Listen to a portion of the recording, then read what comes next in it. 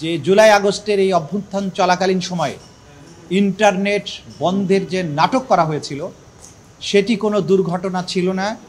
খায়ের tower বা কোন টাওয়ারে আগুন লেগেছে এগুলোর কোনো ব্যাপারই ছিল না। সেখানে সে স্বয়ং স্বীকারোক্তি দিয়ে বলেছে বা নিজে স্বীকার করেছে যে এই ইন্টারনেট তদানীন্তন প্রধানমন্ত্রী এবং এই মামলাগুলোর প্রধান আসামি শেখ হাসিনার নির্দেশে সরাসরি প্রধানমন্ত্রীর কাছ থেকে নির্দেশনা আসার পরে তথ্য প্রতিমন্ত্রী নির্দেশ দিয়ে আইআইজি ইন্টারন্যাশনাল ইন্টারনেট গেটওয়ে এই গেটওয়েদের একটা হোয়াটসঅ্যাপ গ্রুপ খোলা হয়। সেই গ্রুপে সরাসরি নির্দেশ দেওয়া হয় ইমিডিয়েটলি ইন্টারনেট শাটডাউন করো, এবং তাদেরকে এটা এনশিওর করতে বলা হয় যে করার পরে আবার জানাও যে ইট ইজ ডান।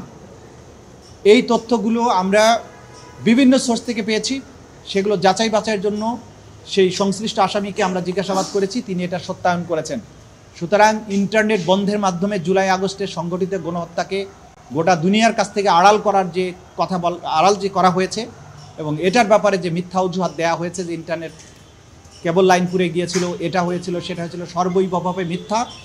সম্পূর্ণ প্রধান যে নিউক্লিয়াস শেখ হাসিনা তার নির্দেশে, তার পরবর্তী কমান্ডার জুনায়েদ আহমদ পলকের পরবর্তী নির্দেশে এই ইন্টারনেট প্রোভাইডার যারা আছে বিটিসিএল আছে এবং বাংলাদেশ সাবমেরিন কেবলস পিএলসি এরাও চিঠি দিয়ে জানিয়েছে যে তারা কার কার নির্দেশে এটা বন্ধ করেছে। সুতরাং এই রাষ্ট্রীয় সংস্থাগুলোকে বাধ্য করে তদানীন্তন ক্ষমতাশালীরা এই আসামিরা বাংলাদেশের ইন্টারনেট শাটডাউন করেছিল এবং এই গণহত্যাকে এক্সপেডাইট করেছিল। এই তথ্যগুলো আকার রূপে আমরা পেয়েছি, এগুলোকে আমরা ফর্মুলেট করছি, এখন এগুলোকে আমরা বিচারের উপযোগী করে কোর্টে প্রেজেন্ট করব।